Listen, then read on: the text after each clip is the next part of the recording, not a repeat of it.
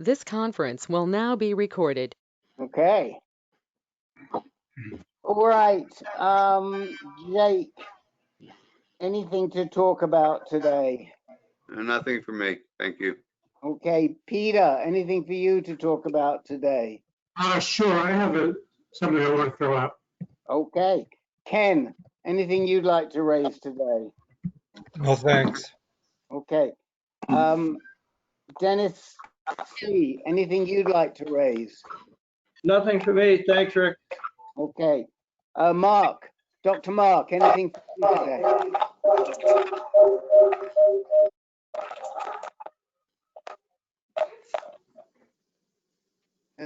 Let's try again with Dr. Mark. We can't hear you, sir.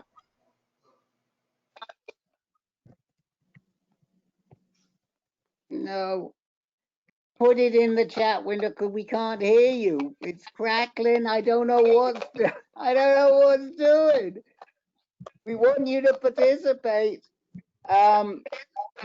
Let's try this way. Give me a thumbs up if you would like time, and then we'll work on you in a minute. You would like that.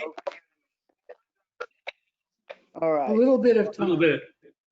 A little bit of time. Okay. Everybody always wants a little bit of time. Try going out and coming back in, Mark. See if that works for you. Les, anything for you today? Not tonight, and happy birthday. Thank you. Thank you, Les. That was a great Happy cake. birthday, Rick. I loved your, thank you. I loved your cake. I loved your cake. John Ivory, anything for you? Yes, quick question. Okay. Alan, anything you'd like to say tonight? Nothing from me. Thank you. Okay. Joel, anything for you?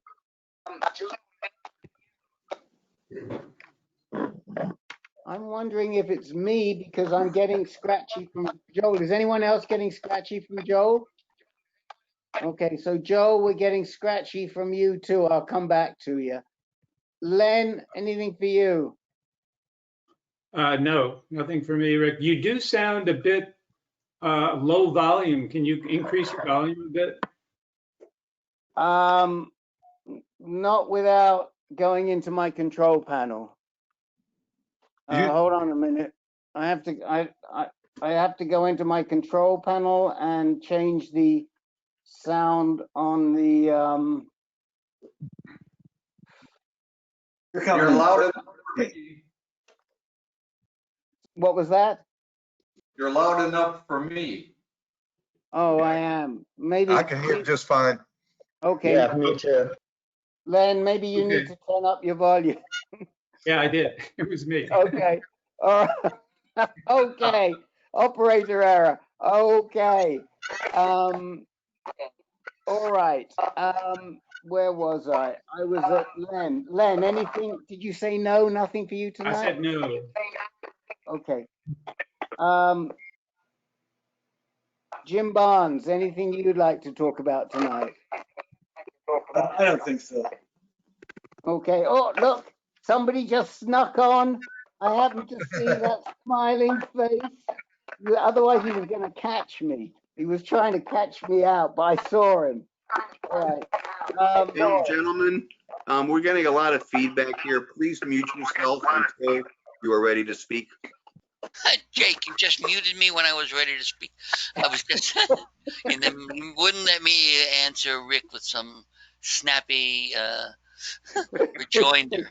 Okay, nothing for me tonight, but thank you, Rick. Oh, okay, all right.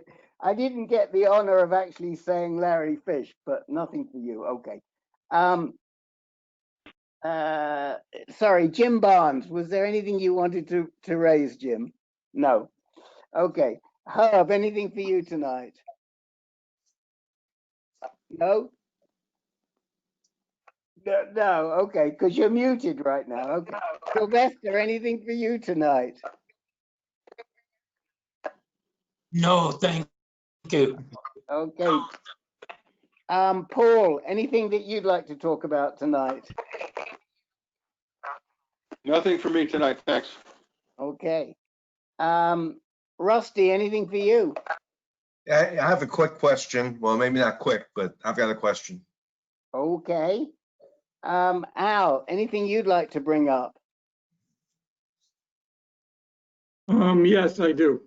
Okay. Jerry, anything for you down in Mexico? And it's beautiful down here. This is a lovely time of the year. But nothing for me tonight. Thank you. I have to say, Jerry, it's a lovely time of the year today too. I spoiled myself and went for a row this afternoon. That's why I just got back. I'm still got a t-shirt on and everything, but it was gorgeous on the water today. You make me jealous. Sorry to interrupt. Someday, Jerry, I'd like to ask you about Mexico. Is it New Okay. Mexico or Mexico? Mexico. No, this is Mexico. Oh, yeah. Yeah, I'm interested because we usually just go to resorts, but I want to hear more. Another time. Thank you. Okay. Well, I'll connect you guys, and then you can talk to him about old Mexico and not New Mexico. Dennis McGuire, anything for you? Nothing today. Thanks. Okay, Carl, anything you'd like to talk about? Yes. Okay. Now. We have someone else on the telephone. Yes. Would you like to identify, and do you have anything you'd like to talk about? Somebody who came in on the telephone? That might be Mark trying to call back in. It could be Mark trying to call back in. No, it's not Mark. It's not Mark. All right. Well, somebody on the telephone, you're very welcome to identify, or you're very welcome to stay anonymous. We'll come back to you.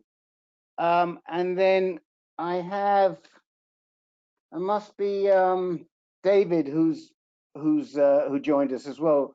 Yeah. Anything for you, David?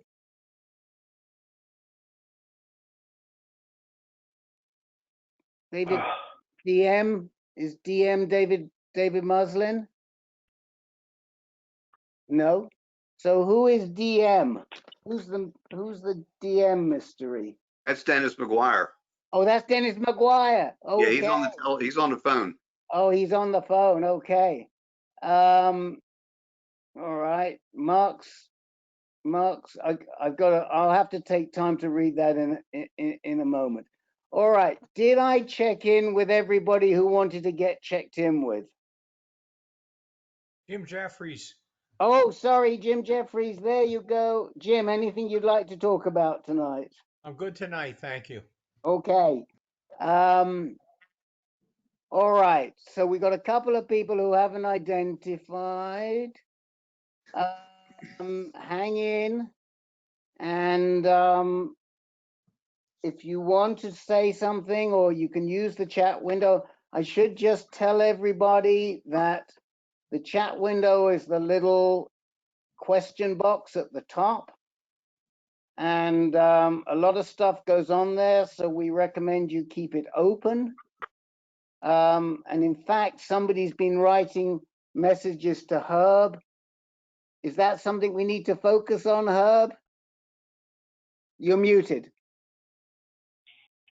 My mistake. I should have replied privately. Okay. All right.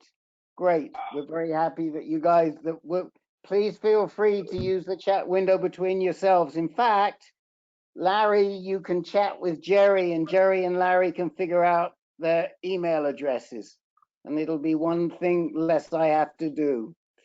All right, Frank Fabish, welcome to this call. As you see, we are a fairly jovial group of guys, and we've known each other, some of us, for quite a long time.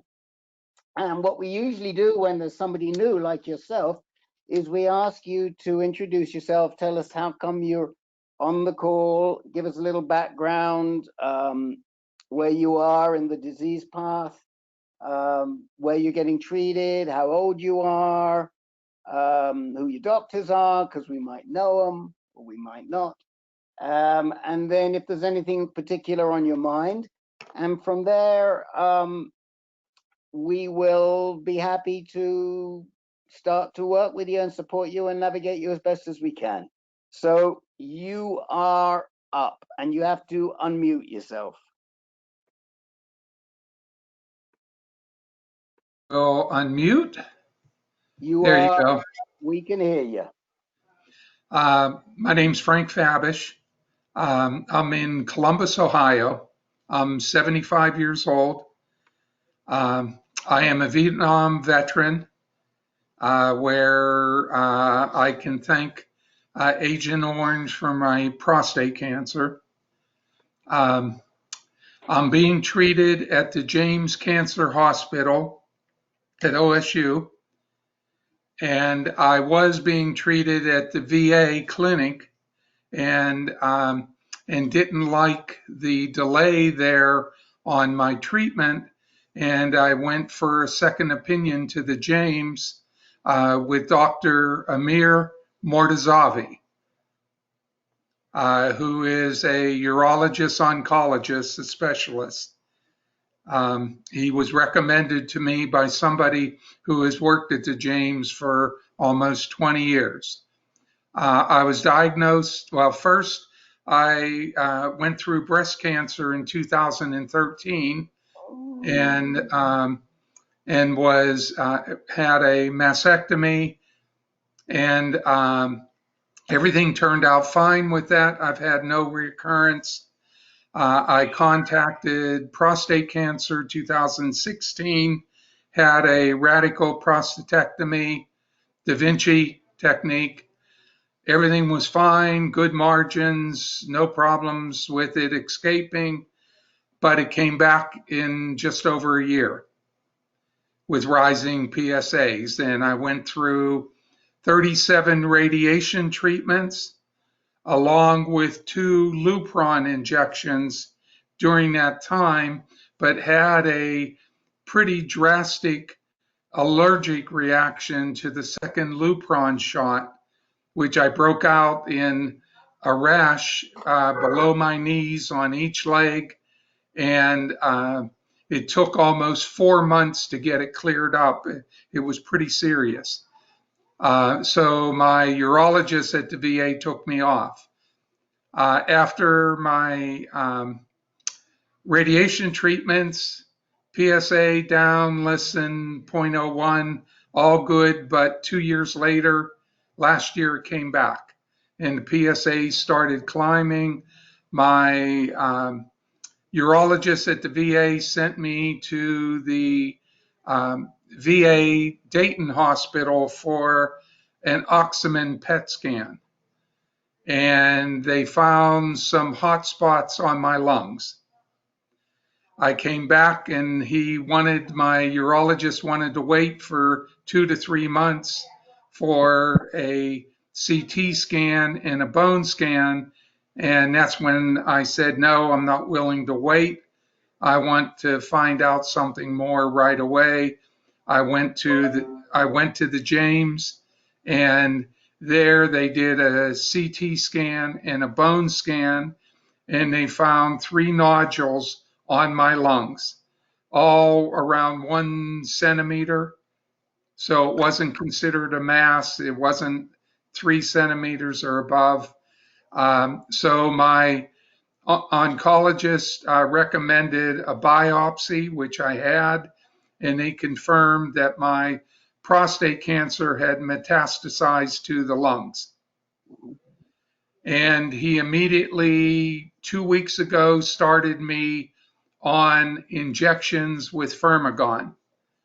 I received a double injection to start it, and he was confident that it would take care of my prostate cancer. He said he felt it was 90 to 95% effective, and it was a different, and if I remember the correct terms, mine was an anti-antigen as opposed to the Lupron, and he thought that my reaction to the Lupron was because of the solvent that was in the Lupron, which is very different with the Firmagon.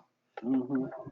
But the Firmagon will be 1 month injections. The Lupron was every 6 months. So I'm going back in 2 weeks. What he's looking for is for the testosterone, which was 2 weeks ago 278. He was looking for it to be under 50. And for my PSA beginning to come down, and he thought it would come down rather sharply with the Firmagon. So how high was it? How high was the PSA before you had my that? PSA was 2.85, and a month ago it was 2.42. Okay. So it isn't real high, but it's climbing.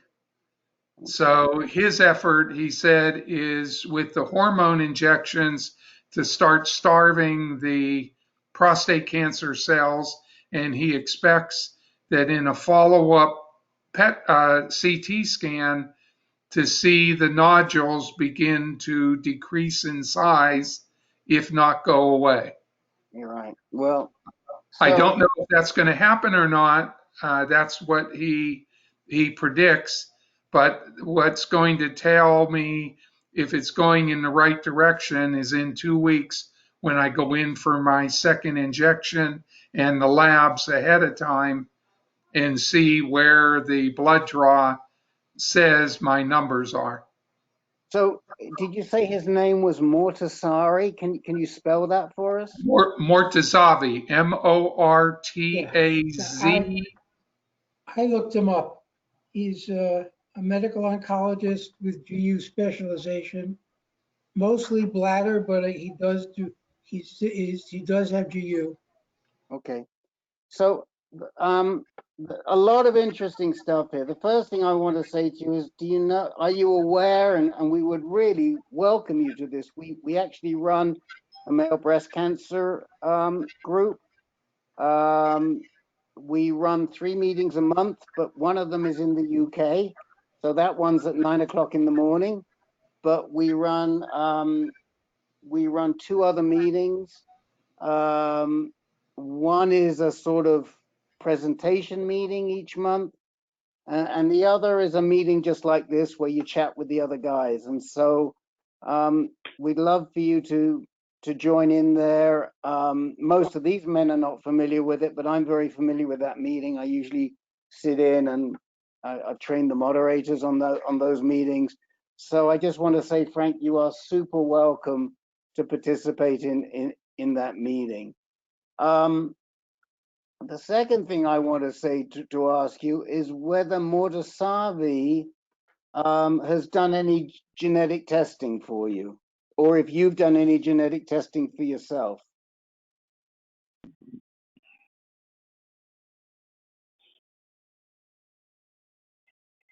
Are you still with us? No, you're back. Can you hear us, Frank? I can hear you now. My internet connection has been a little bit up and down, so I apologize for that. No worries, no worries. So did you hear my question? Yeah, now I can hear you. Yeah, my question to you was, has Dr. Mortasavi or anybody previously done any genetic testing with you? Yes, I just went through genetic testing at the James, and I just got the report back a couple days ago, and they found no markers in my genes. And they did a full workup, I think 280 some different genes. And the only thing that came up was one unknown, and that had to do with tumors in the intestines. And since I don't have any and no problems with that, they said that we can, at least at this time, set it aside and not be concerned about it.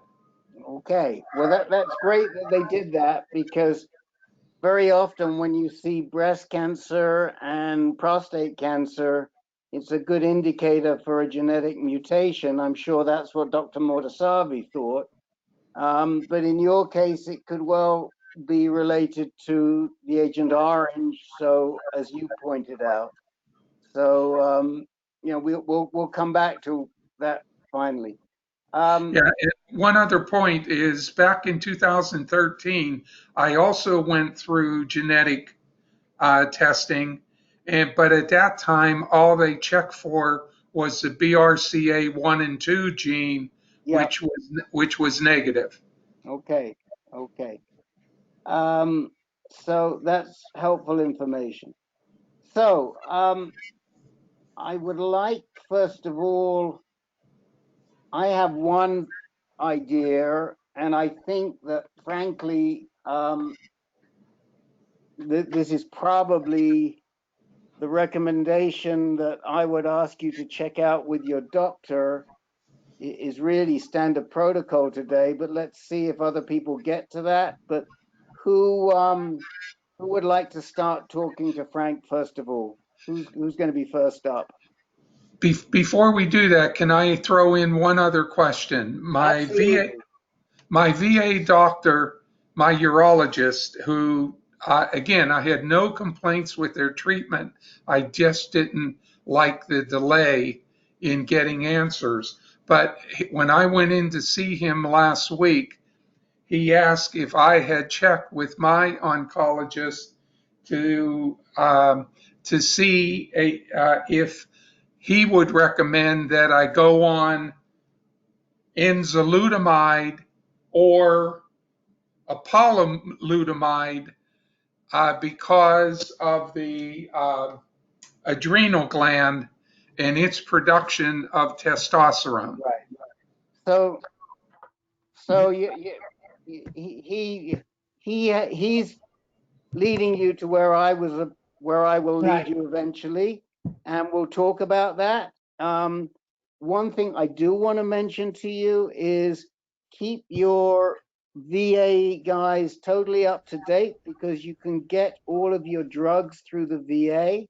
So you can get, if you ever need it, enzalutamide, apalutamide, abiraterone, darolutamide, all of these things you can get through the VA for $8 a month. At least it used to be $8 a month. I don't know if it still is $8 a month. I think it is. So it's very important to remain dual enrolled. You will save yourself a huge amount on the drugs. Okay? Are you with us still? Can you hear us? I think he's frozen, Rick. I think you froze again on us, Frank. Well, one of the things we'll do is we'll point Frank to the recording so that we can keep talking and he can go back in and he can listen to the recording. But I know that Herb would like to say something. So why don't we should have Frank turn off his video, and that'll save his bandwidth if he can still hear me. Frank, are you there? Hello, Frank? I think we lost Frank. I think he'll probably pop up again momentarily. He's back. So let's just give him a second and he'll be back. He's having bandwidth problems. Let us know when, turn on your mic and let us know when we can hear you, Frank. He's back twice. Yeah. Frank. Okay, I'm back now. Sorry. Yeah, let's make a suggestion. As good looking as you are, turn off your video because you'll have more bandwidth and it might be a little easier. So we'll remember what you look like.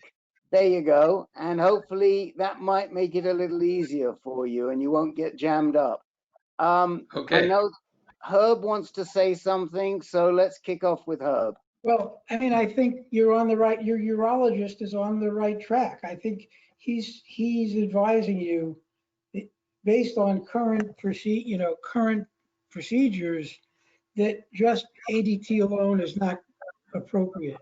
That in fact he's right. There is synthesis of testosterone even within the tumor, And so the idea is you need to block that.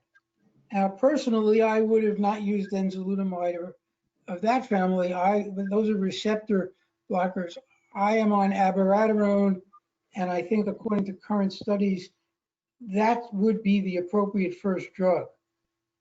And what abiraterone does is it blocks steroid synthesis, including all of testosterone and all the downstream, as well as corticosteroids. So in which case you'll have to take a supplement of prednisone, but that's no big deal. But I think if I were you, I would hurry back to your whoever can prescribe it, whether it's the urologist or the medical oncologist, and say, yeah, let me go on a second generation drug. And I would recommend abiraterone. How do you spell that? I'll put it in the chat window. Okay. Okay, now, anybody else like to follow up on that? Anyone else have any comments for Frank? Yeah, Frank, this is Len, and I agree with Herb. A little concerned about the kind of advice you're getting there, because it is standard of care for someone in your disease stage to be on a second line hormonal drug. And why they didn't put you on that immediately when they discovered your lung met is kind of beyond me. But the other thing is, as Herb said, enzalutamide or apalutamide are not the appropriate drugs if he's concerned about testosterone itself or precursors coming from the adrenal glands, because they're not going to do anything to stop that. That's good. That's what Zytiga does, or abiraterone, as Herb said. By the way, did you mention your Gleason score? My Gleason score was a 7, and they changed it to an 8 after surgery. 4+4? Say that again? Was the 8 4+4? Yes, 4+4. Okay. And before that, you were a 4+3 or a 3+4? 4+3. Okay, and they upped you to a 4+4. Look, I think everybody, well, not everybody, but there are at least two guys are saying the same thing I was going to say to you, which is that nowadays, the standard of care when you're diagnosed with metastatic disease is to use, when it's low volume, as it is in your case, would be to use both an LHRH drug like the Firmagon in conjunction with the abiraterone, usually abiraterone. Occasionally they'll reverse them and start you with the enzalutamide or the apalutamide. But it seems like the clinical trials seem to show that abiraterone is better first. These two drugs work differently. These two types of drugs work differently. The abiraterone works differently to the ones that end in IDE. And I would be asking your doc, Mortasavi, doc, how come you didn't put me on abiraterone up front? Because I understand that's the standard of care if I'm metastatic. And we can't give you advice here. We can navigate you. When I say we can't give you medical advice, we can tell you what to ask. We're not saying you should be on it. What we are saying is that men with your disease, it's recommended that that's what they put you on. So you have to go back to your doc and say, doc, how come I'm not on it? That's the way that we navigate here. Now, the men that you've both spoken to just now, Len and Herb, are both on that drug, and both of them were metastatic at diagnosis. So they're speaking from their own personal experience. And I think what we hope you'll keep coming back to us. And what we would strongly recommend is that you raise this issue with your doc. And I don't want to get too far ahead of you, but let's see what he says first.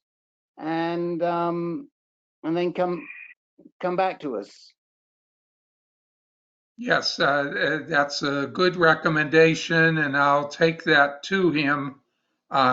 And I'll be seeing him in a week and a half, so it'll be good timing to bring that up to him and talk about how the recommendations came. Perfect. Yes, please go ahead. Somebody wants to speak? And one other thing, the reason that I joined this video call is again to seek out more information and experience from others that are being treated for the same type of my state of cancer. Right. And I think it's very helpful information. Well, the one thing that is really surprising to me is that nothing is showing on your. It sounds like they did a somatic test where they sent the biopsy away for analysis, looking to see what sort of mutations were in the tumor itself. And it is surprising to me, but like you said right at the beginning, I think that's probably related to the Agent Orange. We have a couple of other vets on the call. We have some vets, some other vets within ANCAN who are pretty active in the VA system and knowledgeable. But I mean, the best advice I can give you is don't pull out of the VA system, because if they want to put you on abiraterone or Zytiga or Xtandi and enzalutamide or any of these other drugs, it will be a dawdle to get it out of the VA for $8 a month, as opposed to it costing you several $100s a month. It may not cost you several $100s a month, but it could cost you several $100s a month. So these are very, very expensive drugs, and they're prescribed by the VA, but they have to come from the urologist or the medical oncologist at the VA has to give that order. That's why your guy is asking you, I think. Yes, and my intent is to stay, keep them updated, and my oncologist at the James is sending reports back to my urologist and my primary care doctor at the VA. And I do, because of other things from Agent Orange, my diabetes type 2, my kidney disease. I'm under 100% coverage. Oh, great. Under the VA, so all of my prescriptions are filled through the VA, and I do have having gone for the second opinion, I do have a case number that covers everything from the VA and cost basis for the reoccurring prostate cancer. Great, great, great. Okay, Frank, one last question. Do yes, you have go any ahead. liver problems? Do you have any liver problems? No, my renal issues are more because of Agent Orange, just renal problems, but no liver issues. The CT scan did show a lesion, a 1 centimeter lesion on my, the name just jumped out of my head, on my pancreas. But in 2016, when I got a second opinion from the James then, but chose to go a different direction, it was on my CT scan in 2016, and it hasn't changed in size. So it's still the 1 centimeter size, and they're monitoring it, but they don't feel that at this time it's an issue because it's not growing. Okay. Frank, do we have your email address? If not, I believe I registered it, but it's Fabish at Reagan, REAGAN.com. Okay, I think I remember seeing that. fbabish@reagan.com. Got it. Okay. Well, we'll make sure that you get some of these reminders, and I'm sure the guys, particularly since your treatment has been successful, I'm sure the male breast cancer guys would love to see you on their call as well, so you can think about whether you'd like to join them and give some support to some of the other guys that are just starting off on the on that track. We're going to move on, and a couple of people who have just arrived. Tracy, would you like any time tonight? You're muted, Mr. Saville. Sure. Can you hear me? Yes. Yeah, I just have a very short update. Okay. And Rich Jackson, I saw you come on. Are you still? Yes, there you are. Would you like any time? How's life on the Eastern Front? It still sucks, but no, I'm doing good. Thank you. Okay. Anybody else joined us that I haven't checked in with that I missed? All right. So, Rick, I joined after you did the head count, but I don't have anything to add tonight. oh, okay. I missed Peter M. Yes. Sorry. And I was looking for you too. Thank you. Welcome, Peter. Right. So let's kick off with Peter Kafka. My co-host and partner in crime from the webinar earlier on today. Okay, I'm not going to go through the history, and I don't want to belabor this point, but I trust a lot of you guys, and I just want to get a few opinions. I've got a 3-month Skype meeting with my oncologist, Dr. Turner, on Thursday, and one of the lead-off talking points that I'm going to present and go through with him is I'm coming up to a year now. Next month will be a year back on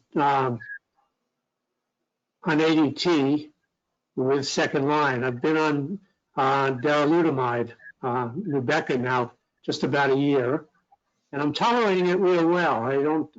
I walk. I just finished a 3-mile walk. I walk 3 miles at 4 miles an hour pretty much every day. I have no sweats. I think I'm doing really well on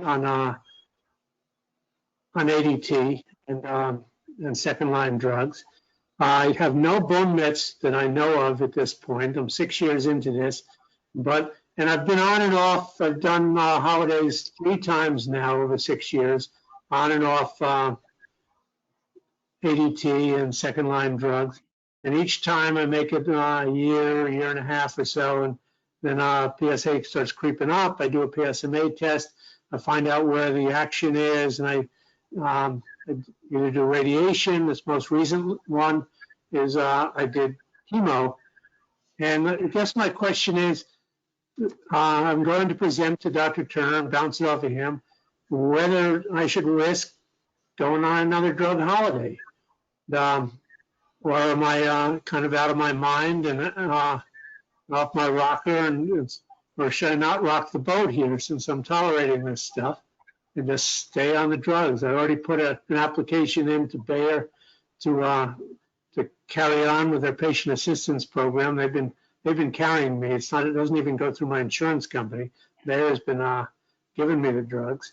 So that's why I just want to get your opinion. If you were in my shoes, would you take another drug holiday? I know that scans are tight and tough right now. I'd have to travel 2,500 miles, and I'm not about to do that just to get another PSMA scan if I saw things starting to move south. So what's your few of your opinions on such a thing? I'm going to toss this over to our third partner in crime because it's right in his bailiwick there. Len, what advice would you give our third fratello here? Peter, did you tell us what your PSA is right now? 0.13. 1.13. Been around that for quite a few months. Okay. Well, you know me. I've gone on drug holiday with PSAs even a little higher than that. So you'll have more strength, you have more bone strength, more muscle strength, more endurance if you take a break. And you know, you monitor your PSA monthly, I think, right? Yes. So I think it's worth a gamble. And if you see it start to rise, you just go right back on the two. You're on the two drugs, right? Darolutamide and Lupron. Yes. Yeah. Yeah. So that's what I would do. Everything, Len, or like you, retain the Yeah. Well, darolutamide? that's the alternative. You could do what I did, which is just drop the Lupron and just stick with the darolutamide.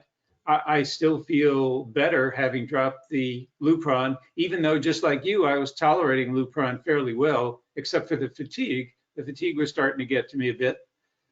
And so it's now been 3 months since Lupron's been washed out of my system, and my T level rose to 221.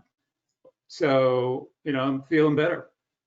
You might want to, and let's see, for the last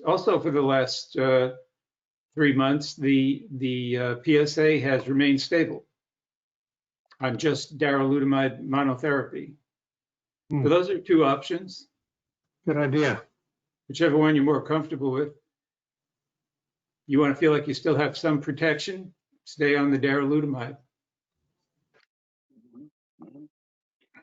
Peter, just refresh us again. You said it at the beginning, but I think you said that you've now been back on Lupron for 12 months and the darolutamide for a tad less. Just pretty much the same timing. Okay. It started early January last year, or this year. And my Lupron comes up for renewal in early December. So I think I started Lupron in December and I started darolutamide in January. Yeah, that's what I recall. Who else has some thoughts for Peter in his discussion with Dr. Turner? Anyone else? Peter, this is Al. What was your PSA a year ago when you started these two drugs again? I think it was about 1.6. So those two drugs dropped your PSA a lot. Yes, quite a bit. Down to 0.1 or something like that now. So I don't have experience with Nubeqa, but I was doing that with Xtandi. I was having holidays. When I went on the Xtandi, my PSA would go down to like what you are experiencing now. The very next month after I went off it, the PSA started rising and rising and rising. So I go back on it and drop it back down again. I did that for like 4 years before it stopped going down again. So so you never know when that last time is going to be, where it doesn't, that on and off doesn't work anymore. And then you don't know whether it was not going to work anyway or it was because you were going on and off. Right. But you did have a good, you had a very significant drop, so that was great. Right. And I've done this with Zytiga, and I've done it with just Lupron. I mean, I'm used to it going on and off, so I'm not afraid of that. Well, Peter, I mean, I do think that this the option that Len is doing is a sort of middle road. And as you recall last week, Len told us that Dr. O is of the opinion that the testosterone can have some benefit for you, even if you're on a blocker. I have a question for you, slightly related, which is, because you haven't told us for a while, how are those blood counts doing? And where are you with your whole blood count? Pretty good. I skipped a cycle of the Procrit. I go again on Thursday for when I do a blood test tomorrow. So I'll know tomorrow afternoon, late tomorrow afternoon, what it is. But I feel pretty good. So I think my blood counts are coming back. They're up around, my hemoglobin's up around 10 now, which is great for me. Good. Okay. Anybody else have any thoughts for Peter? Do you think that you'll have to John Ivory first, and then we'll figure out who wants to say next. Go ahead, John. I'm sorry if I missed this. Do you think you'll have to reapply to Bayer to get your drugs paid for if you go off them? Well, I have the application in now to see if they'll approve another year. So, oh, okay. I didn't know it went by the year. No. And who else wanted to? Someone else had a question or a thought? Yeah, Rick, I just wanted to add to what I said before, that he'll, in addition to the bone and muscle strength increases, we'll experience some, cardiovascular benefit, and your blood counts will probably go up if you drop the Lupron. Yeah, I don't think I realized that testosterone can come back if you're just on darolutamide alone. Interesting. I don't think I caught that before. Huh. Comes back pretty fast. Yeah. In the past, mine's taken 3 or 4 months each time I went off. Yep. Okay, let's keep moving along. Can we hear Dr. Mark? No. Well, you're muted right now. No. Still can't hear you. Oh, Mark.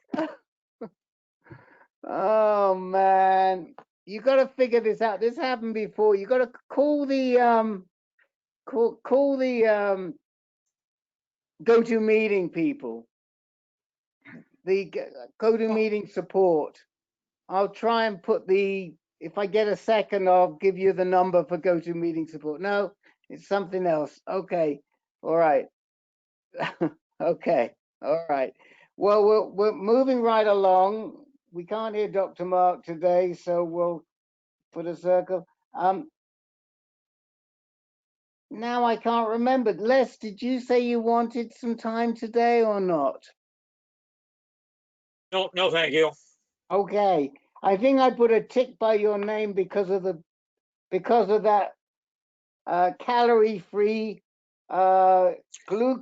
gluten-free, sugar-free birthday cake I got this morning. That must have been why I put a tick by your name. John Ivory. Yeah, I just have a quick question. My doc doesn't check my testosterone, and I asked the nurse. I have an appointment with her next Monday. I asked the nurse if I could get it checked, and she said fine, but they usually don't check it unless the PSA started going up. And I just wanted to understand why you all get it checked each time. Well, some do and some don't, and the GU medoncs are really funny about this. Some of them don't think it's important, others do. I come from the school where I do think it's important, largely because when I was on the drug, I was they checked my testosterone every month, but that was because I was a Kaiser patient, and that's how Kaiser doles out its LHRH drug. That said, there are people on this call who feel very strongly about seeing your testosterone levels because they feel that any rise in your testosterone levels is a significant piece of information. And I'm going to ask Ken Anderson to give you his 2 cents on whether you should check your testosterone or not. Mr. Anderson? You're muted right now, so you will have, there you go. Yeah, I'm here. I'm listening, but I must say I'm 3 days after chemo, so I'm a little punchy. Testosterone is one of those things, at least for me, and Paul was all for it. I know my local med-onc didn't have any opinion one way or the other in regards to watching it or not. In fact, even today, I usually have to put the order in myself when I go to the lab. I think, you know, if you're trying to suppress your testosterone with these drugs, it's good to know where it's at. I mean, you're dealing with all the side effects related to testosterone suppression.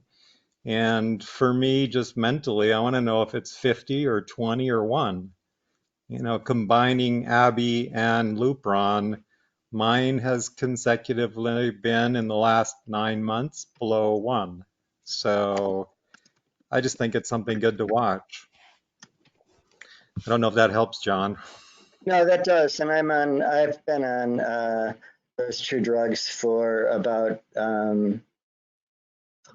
I started Lupron in February and Abby in March. So yeah, I've got it scheduled, and I'll ask the doc about it and see what it comes up next week. Thank you. Les.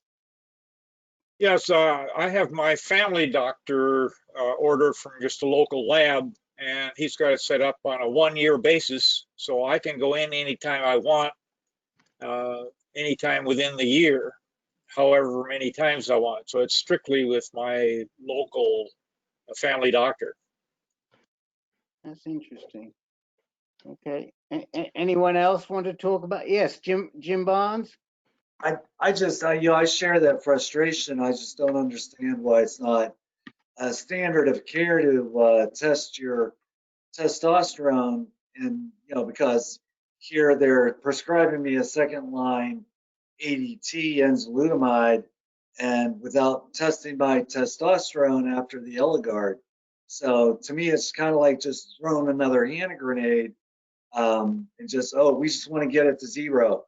So I'm not sure. It doesn't sound scientific to me without actually having objective data. So, and then secondly, I used to go to a place online to have my blood tested, where I get the prescription, and I can go to any Quest Diagnostics or LabCorp or any of those places, the same places I would get other tests that other docs would prescribe me, and I would have my test done there. And the tests at places like walk-in labs are, to get the prescription there, very inexpensive. And I assume it's all the same lab work from the same lab technicians. But I was, if anybody had any feedback on that, positive or negative, I'd be interested in hearing that as well. I actually didn't want to go to the hospital in the first months of COVID, and I went to LabCorp, and my doc was fine with that. So they must have equally good tests, I guess. I see the doctor nodding his head, even though he can't speak. I think the big issue there is to be consistent and to be careful about comparing a LabCorp result, say, to a result that you get out of Northwestern, because there can be some variance. It's not a lot. Herb could probably tell us what the variance is likely to be, and it's probably different for each test. But different labs use different methods, and so you have to be careful comparing. So we always say, try and stay at the same lab. And if you want to switch labs, go to both labs for the same test within a few days, so you can see what the difference is right from the beginning. So you may get your PSA done at LabCorp and Northwestern a couple of days apart, and then it gives you a feel for what the variance in the test would be. Anyone else want to talk either about testosterone or getting labs done? Yes, if we can hear you with pleasure. Now, can you hear me You're now? very faint. Oh, geez. I'll talk louder. That's good. Testosterone can vary 100% between labs. There are different methodologies in doing it. So you can't compare a testosterone definitely from one lab to another. I'm not that familiar with PSA variation though. Thanks. Thank you, Dr. Mark. Yes, Herb. But above and beyond the variation, I don't see why you wouldn't want to have the information, right? It's just another piece of the puzzle. So why leave it out? There's no downside. They're taking the same blood sample. They're just running it through another machine. Yeah, I just hate with our crazy healthcare economics. I would just hate to spend the money. I mean, I'm not spending money. It's free for me, but I definitely hear your point in terms of harming me.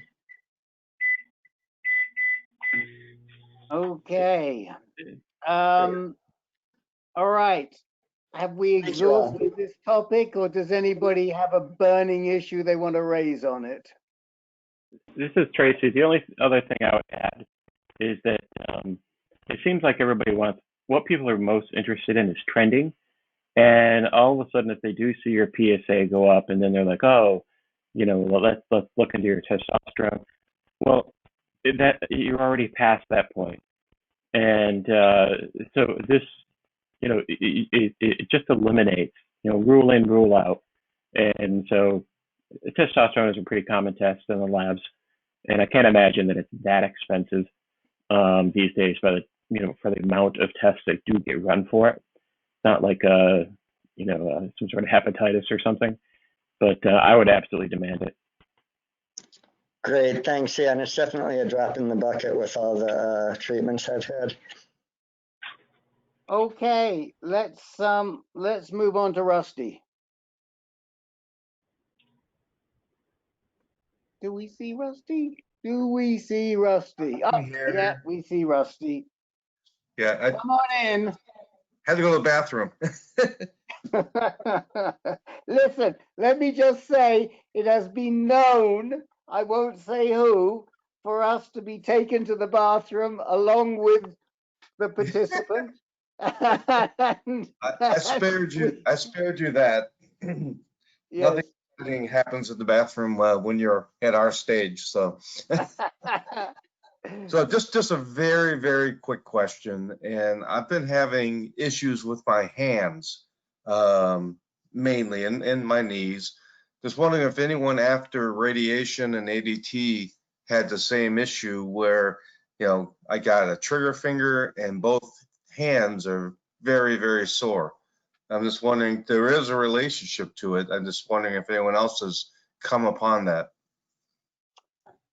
Well, I mean, I actually have some personal experience here because I did experience a little bit of trigger finger before I went on ADT, but after I did it and came off, it's like constantly with me, and now it's just part of my life. I mean, the trouble is when I'm holding a cup of coffee and I get trigger finger in that hand, and I don't have it's very difficult. I need to be able to put the coffee down so I can release the trigger finger, because I have to do it with the other hand, and it gets like I could use an extra hand sometimes when I get this trigger finger. So I do think that the LHRH drugs leave you with some muscular issues, but that's totally anecdotal and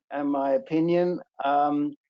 What does anybody else have to say? Maybe there's some real research that some of our guys can point us to. What is trigger finger? It's when it locks and you can't get it up, and then it clicks. Your joint locks in place, basically. Yeah. Thank you. And you don't have the strength to release it. Mostly it's in the hands. So your thumb locks or your fingers lock and you can't open your fingers. Are calcium and magnesium normal? That might be something to look at if they do a metabolic panel, because disturbances in that can cause muscle spasm. Mrs. Allen, I can make a comment. I had trigger finger a number of years ago, didn't have any relationship to ADT, but it's caused typically by a repetitive motion. And so what I would encourage you to do is sort of look and see, are you doing something sort of over and over? And what happens is you basically get a tendinitis that swells, and the tendon in your fingers and the joints doesn't slide through what they call our pulleys. All right, they get a little knot on it because of the tendinitis, and they don't slide. And I had a few injections, a few months, probably 3 months or 6 months apart, with cortisone, and it helped for a while. But I went back to the doctor for the 4th injection. He said, "That's it." He said, "You got to have surgery," which wasn't a big deal. It worked out fine. But I did get it in my other hand, my other finger, and again, I watched for the repetitive motion, and had to do with driving. In my driving position and the way I was putting weight. And I stopped that, and I changed the position of the steering wheel on my seat, and that went away. So that's my 2 cents, and I'm not even sure it's 2 cents worth, but my doctor emphasized repetitive motion. Mine started just after refinishing a chair and staining a deck. So I did during my treatment, I moved into a new house and did some things, and I think I may have overdone it, but nonetheless, I had a sonogram today, and the technician, even though they can't really say a whole lot, said that she didn't see anything that was anything major as far as the veins or any type of flow to the hands. So just quick, that's the only question I have. So if anyone else has been through it, it could be completely unrelated to the treatments. Yeah, one last comment is I was encouraged by my general doctor at the time to see a hand surgeon, and he did the injections, and ultimately he did the surgery. So if you can see a hand surgeon, that might be worth it. I think you're right, because I've been going to a sports medicine doctor that used to be my PCP, but he changed his specialty to sports medicine. But I have a hand surgeon close by that's got a great reputation that I'll probably end up going to. Rusty, I'd check your magnesium. Okay. I would have it checked, because I started supplementing with magnesium, and my problem with hands and calf cramps went away. So I would do that before surgery for sure. Definitely. Thank you for the advice, and I'll have that checked, and also just get some magnesium over the counter medicine that I can take. Well, check your magnesium first before you take the supplement. We always recommend, don't take supplements just because it sounds like a good idea. You've got to check the level, and then if you're deficient, by all means add. Got it. Okay, that's it. Thanks, guys. And stop giving people the finger. This one? That's right. Yeah. That's the repetitive motion, Unfortunately, it's this finger and not this one. Oh, okay. Okay. When you said you couldn't get it up, I thought you had a different problem. Well, I think we all have that other problem. Okay, guys. Let's move on to Al Latimer. Al, what's on your mind?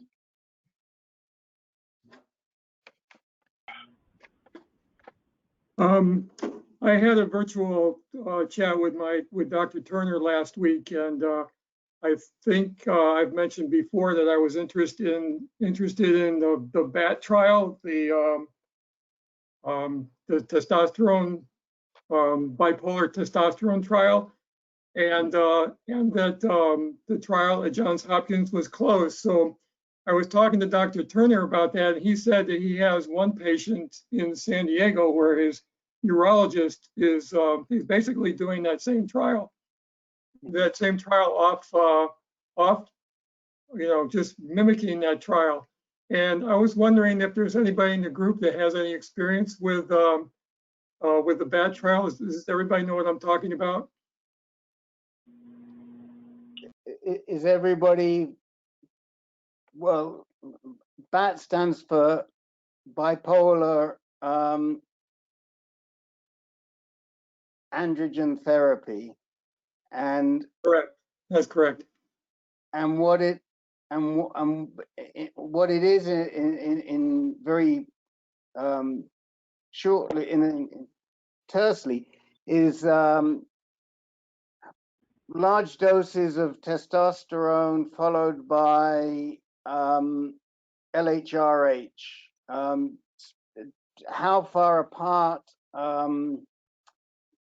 It really depends on the doctor. Some people do it 30 days apart. Some people do it 60 days apart.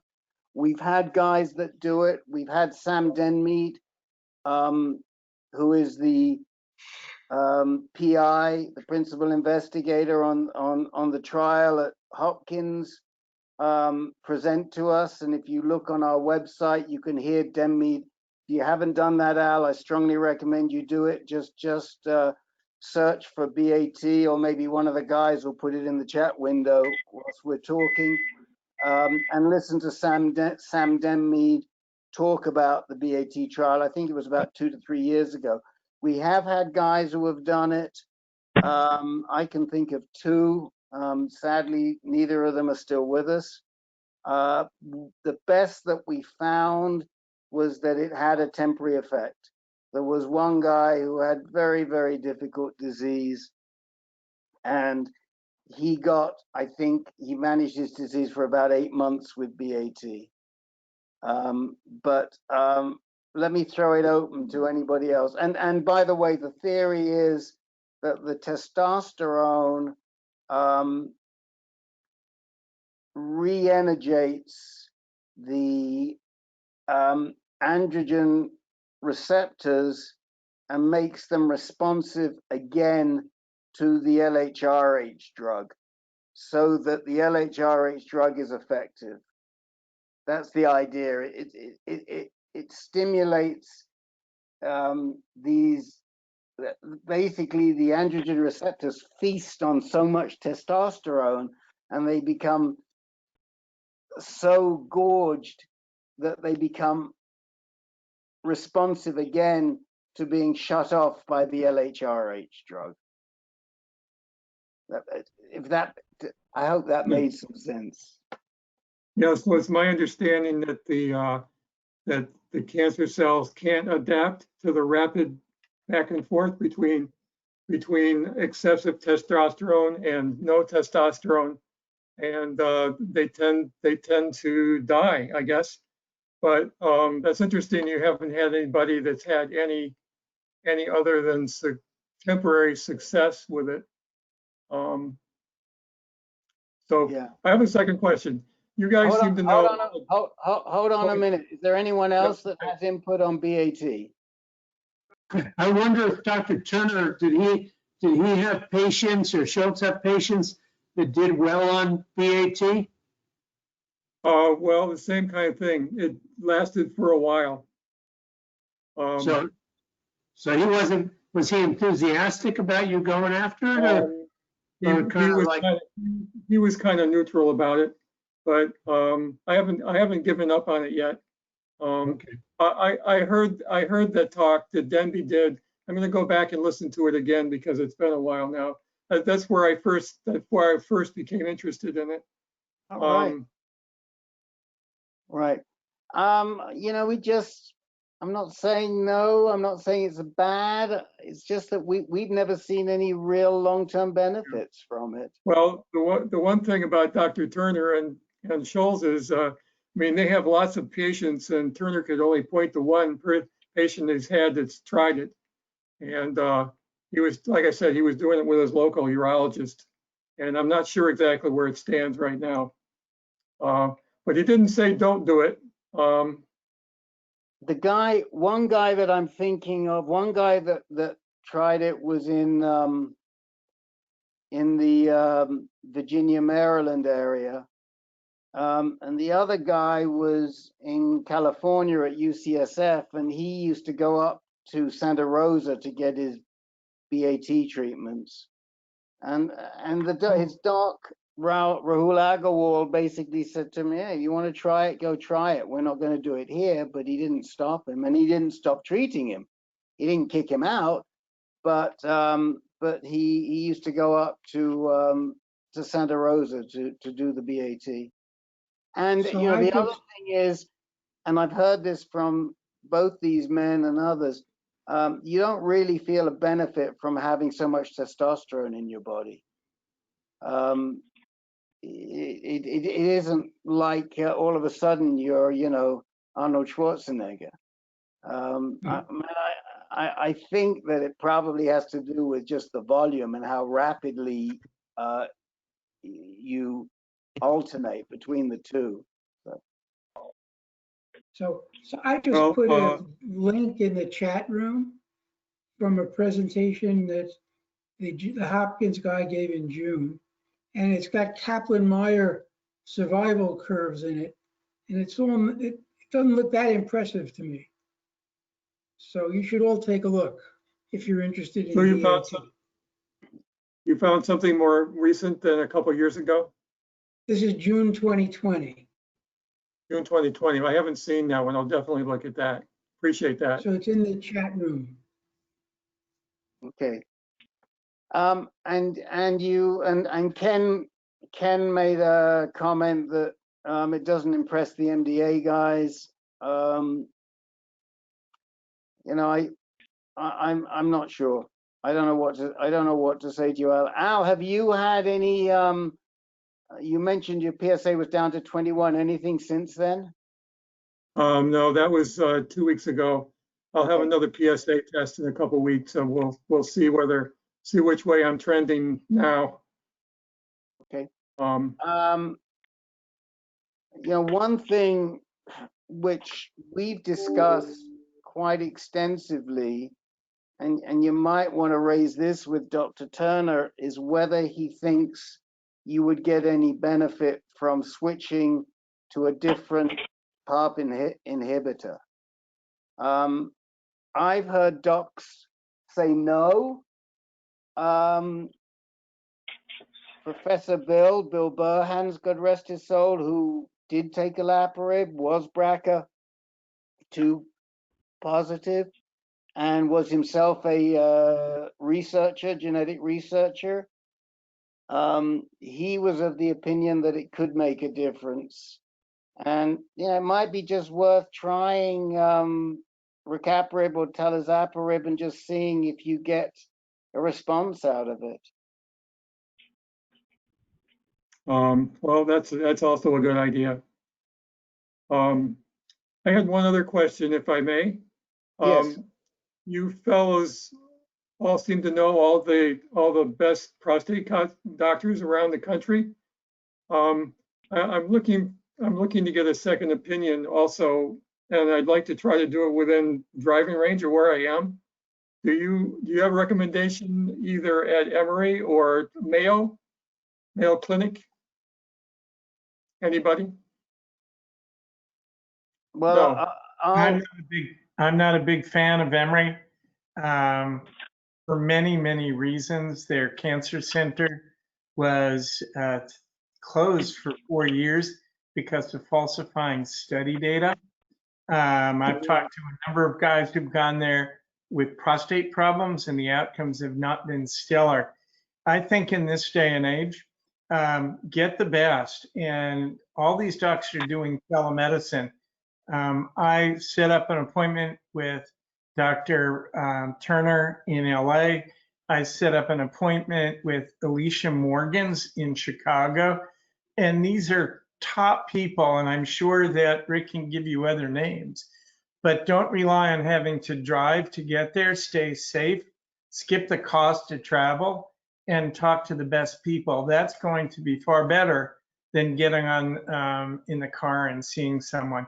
I'm in Atlanta, and there was nobody that I felt really comfortable with in town here after doing my research. Okay, well, thank you for that. How about Mayo Clinic in Minnesota? I don't know them, so I really can't give any opinion if I don't think they're one of the centers of excellence. So I'll let Les talk to that, but we don't really feel that there is, we don't send people to Mayo in Rochester. There's a very good guy at Mayo in Phoenix, but that's too far for you. Alan Bryan, I just lost his last name. But there is, I'll give you his last name. But I would stay closer to home. I'd go to MD Anderson, to be honest. Okay. From where you are, yeah, I know that Houston's a little far, but it's relatively close. I'd recommend either Paul Korn, who Ken sees, or Eleni Evstathiou, who we really like. She's great. And there are others there too. We can give you other names, but you know, the kick off with either Dr. Korn or Dr. Evstathiou, and those are two good options. Korn is K-O-N? C-O-R-N. C-O-R-N? Yeah. Korn. And the other one, how do you put? The other one is Eleni, E-L-E-N-I, Evstathiou, E-F-S-T-A-T-H-I-O-U.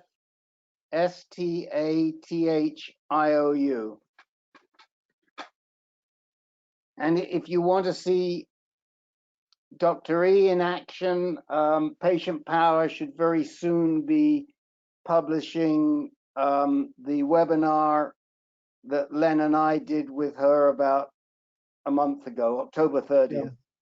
2 weeks ago. I saw that. I saw her in action. Okay, so you have a feel for. She's compassionate, she's smart, you know. I've never had a problem traveling in the past.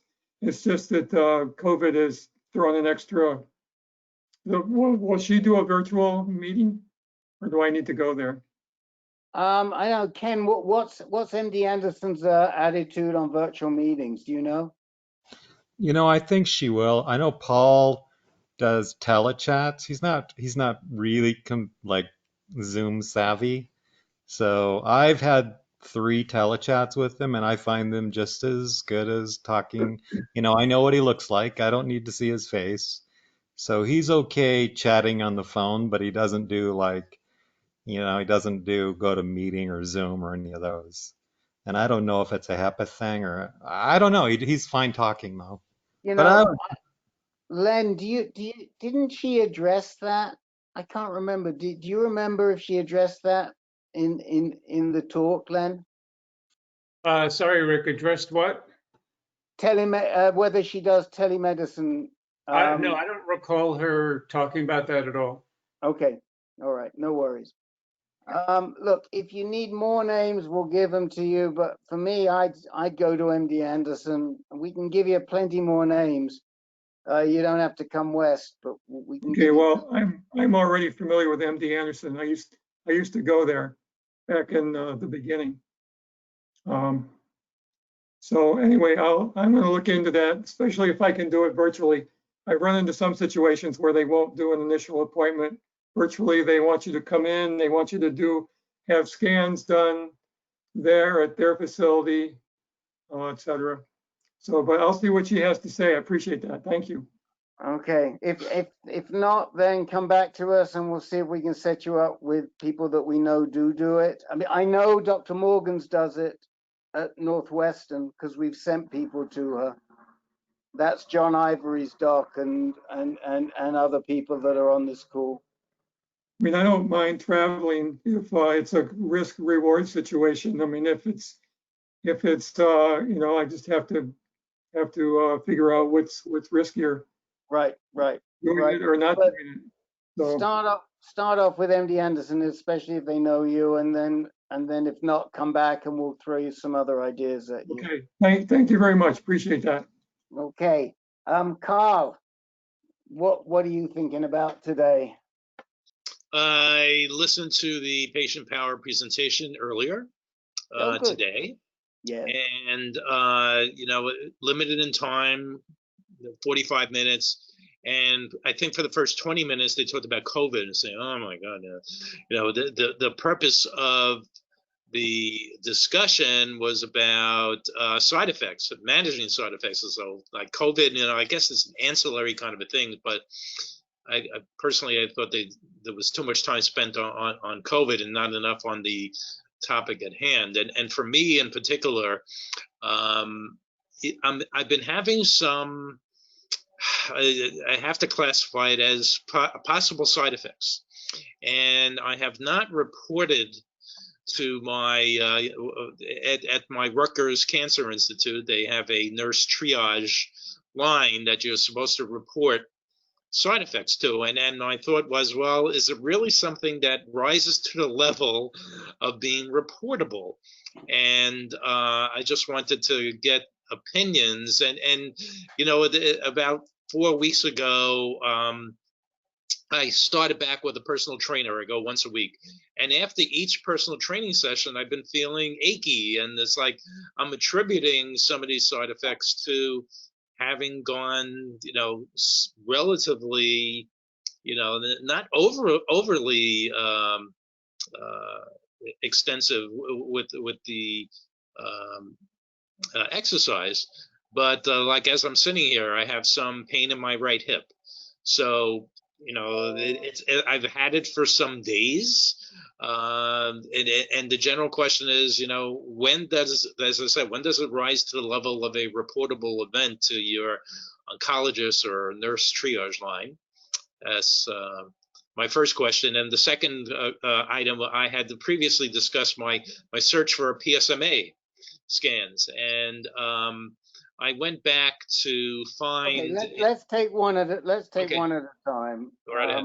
So, first of all, I do have to. You missed the beginning because you came on a little late. We somewhat defended ourselves in that the whole COVID agenda was not our agenda. It was Andrew Shaw's agenda, and then he jumped in and made a big issue about it at the beginning. So we basically, if I wouldn't have asked the question, he would have asked the question. I do think it's somewhat important. Men are curious. How do they handle their treatment in the time of COVID? So I think there's some value to it. If it were me and we were producing it, we wouldn't have spent as much time. But I don't, you know, we basically only asked one question on it. I don't think we spent 20 minutes on it. I think, to be fair. But yes, we hear you, and we didn't have a lot of choice. Let's put it that way. Now, when does something rise to the level that you have to pay attention to it? You know, when you're talking about these sorts of aches and pains, it's quite likely that they are related to going back to physical training when you haven't done any for a while, because if you're pushing yourself or if the trainer's pushing you, you are going to stress some of your joints and your muscles and what have you. And they can hurt for days. That said, I don't think there's anything wrong with you going back to your doc in New Jersey and saying, "Doc, you know, I started exercising again, but I'm pretty achy. I just want to let you know. What do you think?" I mean, that's probably what I would do if I was, you know, have the disease issues that you have. I would report it, but I'd also let them know that it has coincided with me going back to doing extensive physical exercise. As those of us who do exercise strenuously on a more or less a daily basis, we know that we've got these aches and pains. We know where they come from. That sometimes people even call them good pains, good aches, good pains. Who else would like to talk about this really valid issue of, you know, when do you report something to your doc? I would just throw in that, you know, there is a possibility you maybe need to see an orthopedic surgeon or an orthopedic guy to have your hip looked at, just from arthritis or a labrum tear or something like that, because it might be totally just related to wear and tear on your hip. And I have arthritis in some places. I wasn't aware. Maybe it is also in the hip. Everybody has it everywhere. It's just to what degree. Yeah, I mean, if you do suffer from arthritis, there is a possibility that you have issues in your hips, as Peter Monaco and I will both tell you. We've both had hip replacements. I lived with a bum hip for probably 3 years or 4 years longer than I should have done. Me as well. Okay, Jim Barnes is another one. We're a bunch of can-can dancers here. Carl, did you mention the sore hip to your trainer? Yes, and it was kind of interesting. The sore hip was on the left side after my first, and I've had 4 personal training sessions to date. It's on a Friday, but after the first session, and I had been going on my own for since the gym reopened back in September. But anyway, after the first session, I went back to her. I said, you know, I'm really sore in the left hip. And she took that roller, you know, that thin roller, and she rolled the area, and she found, you know, adhesions. And she rolled and rolled it, and it felt better. Then 2 weeks later, now it's on the right side and not the left side. So I bought, she said, go to Five Below, get a roller, which I did. And I've been using it on my own, but it just doesn't feel the same as had happened on the left side. Yeah. Maybe you could ease up on any exercise that affects the other hip and see if the discomfort subsides. Yes, I've been experimenting with that. But also, I agree with Rick that never hurts to give your doctor more information rather than less. Carl, did you, I'm sorry, I didn't hear, did you have the hip x-rayed? No. Yeah, that's so you should probably see. It's recent, within the past week or two. So. If it really persists and gets, you know, real nasty, the best thing to do is see an orthopedic surgeon and get a hip x-ray. And he could tell you in 5 minutes if you have arthritis there, and if the arthritis is bad enough to be causing you problems. Okay. I mean, so Carl, I mean, one of the things you can do is not do the exercise for a while and see if it goes away, right? I've tried that also, for being off for a couple of days and then going back, and I've changed the routine to different machines, and I'm Maybe definitely you just gotta, I mean, it may be that you just have to give it a break for a while and see if it goes away. I mean, if it doesn't go away, then you know you got a problem. If it does go away with you not doing exercise, then you know where it's coming from. I have a question for you, though. I have a question for you. Have you tried any type of pain relief meds? Yes. My oncologist had a long time ago given me tramadol for pain. And I had asked a friend of mine about that, and it's not really an anti-inflammatory per se. I have also tried Advil. It seems to have helped somewhat with the Advil. Yeah. Right. So I mean, I would try Motrin. Yeah. I would go for Motrin and So, just let me do just it finish. right for. Okay, sorry. Let me just finish up. What I was going to say was, pop a couple of ibuprofen. This is what I would do. I'm not going to give you medical advice. If I had that sort of pain, I'd take either 200 or 400 ibuprofen, and I'd see if I get relief from it. And I'd take it, you know, as soon as I start feeling the pain. And if I got the relief, that might be a good indicator that it was inflammatory. Now, you know, Motrin is another alternative. For me, ibuprofen works. It's a drug that works well for me.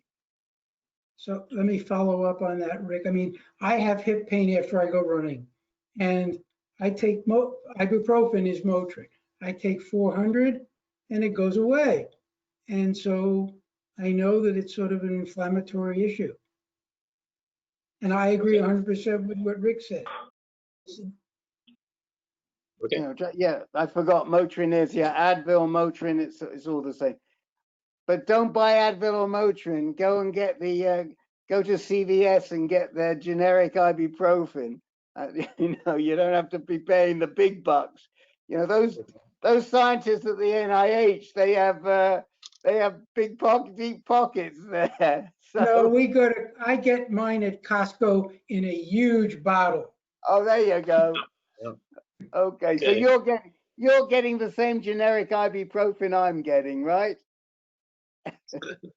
Okay.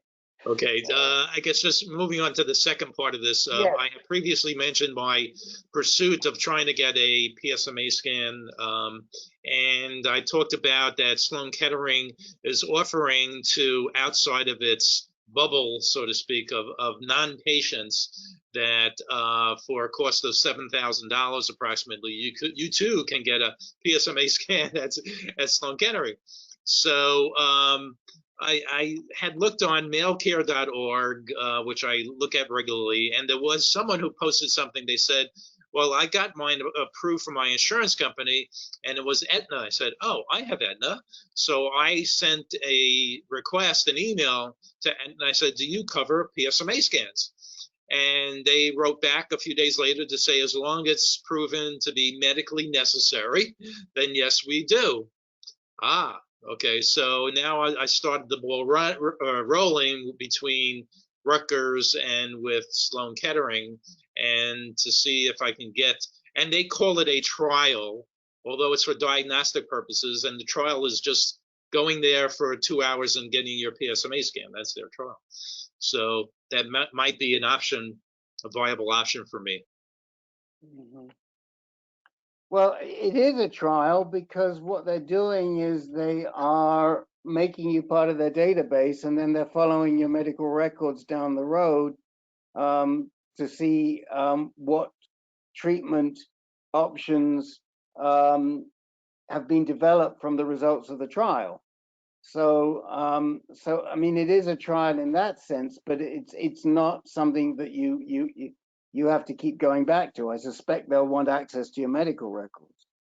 Right. And it is gallium-68 that they use. Peter, you're our PSMA maven. Right. I just about had my chart done. I went on yesterday. I went on clinicaltrials.gov, and there's all kinds of new trials have just opened up. So I'm going to update my chart here, including a bunch of PYL scans at smaller places like Stony Brook, got Long Island. And, I was surprised how many places are offering it, and they're doing it. I mean, some for advanced disease and recurrent disease, and some of the trials are just for initial initial diagnostics where they don't want you, where you're scheduled for a prostatectomy or something. They want to see if it makes a difference in your treatment ideas. So I will have it done soon, but as I said, they just threw out a whole new slew of them, and I will update this thing and get it out to people. So, you know, one of the reasons for that is because companies are continuously trialing new, I guess you would call them like contrast agents. So traditionally, to begin with, everything was the PSMA-617. Now there are Blue Earth that makes the Axumin scan has developed an agent that can link gallium to the PSMA antigen and protein, and so their companies are pushing out because they see a huge future in the product, and so that's why we're seeing an increase in the number of trials that are available. So what you might want to do, Carl, is just go back on, you know, communicate with Peter, go back on clinical trials and see what's going on in your area. I mean, Stony Brook is, you know, it's an hour and a half drive, but it's doable. Yep. Okay. Thank you. Another thing of note is I noticed there's a place now that's doing a lutetium 177 trial in the U.S., which I haven't seen in a long time. Right. Well, that is interesting. Okay. Let's move on to Tracy. Okay. So I went to my oncologist today, and PSA is less than 0.02. So that's good. Testosterone was at 9. So that's gone up a little bit from previously being reported as less than 5. I asked him about that, whether or not it was something I need to be concerned about. And he was like, no, not really. You know, typically we may see it go up and down a little bit like that. That typically they don't see the testosterone less than 5 very often. So it was pretty good that it was like that before. My platelets, which when I first started this about 4 months ago, is about 120. It's around 296 right now, and my hemoglobin is 11.3. So I'm definitely feeling much better than what I was. I have had, you know, still quite a bit of like soreness, and brain fog is real. It's pretty real, and so that's so I'm battling that a little bit. But other than that, I'm just kind of moving forward with some of the disability claims, stuff like that, and that's it. That's all I really have to report. Things are going well, and you know, I'm quite happy. Well, Tracy, and if you watched the webinar earlier today, I did make this point on the webinar, but are you challenging your brain every day in terms of like doing a Sudoku puzzle or doing crosswords or doing something that forces you to remember, like, you know, an online card game where you've got to remember what cards were played? Are you doing something like that on a daily basis? Yeah, and so one of the one discussion I did need to have with the oncologist was about mental preparation. I have had definitely issues with depression. Recently experienced some loss with some friends, and been really kind of tough. But I am trying to get in a routine, a pretty heavy routine, to make sure that I stick with it. I am going out every day for, you know, a nice long walk with my dog and getting my 10,000 steps in. And also, I do a lot of words with friends, but I am going to start looking to start doing some, like, you know, crossword puzzle stuff as well, just to keep myself fresh. Right. Words with friends is great. I mean, because you're forcing yourself to remember your vocabulary and such, et cetera, et cetera. I just found for me, trying to remember cards that had been played, because I used to play rubber bridge online every night, and just forcing myself to try and remember what cards had been played was very helpful to me, because a lot of the issues we face are these short-term memory issues, like we can't remember where we put something down, or who we spoke to an hour ago, or this sort of thing. So I do recommend it. I do think it works. You mentioned, did you say you lost a friend, or you lost friends? I lost a couple of friends. I had a friend, she died of diabetes, and then a couple of days later I had a different friend, obviously, die of a heart condition. So it's just, it's hard because it brings everything. Yeah. It makes it very real. Right. Makes it very real. And it's not like I've had a lot of time with it yet. So it's still 4 months since I kind of, figured out where I was at. And so it's just kind of dealing with stuff like that. Yeah. Anybody want to throw in any comments for Tracy? Tracy, you are doing so much better than when we first welcomed you, and it's great. It's great. Yeah. Yeah. We're really happy to see that, but it's a long road. It's a long road. Anyone want to talk to Tracy? Tracy, you mentioned about disability, and are you in the middle of filing a disability claim with Social Security?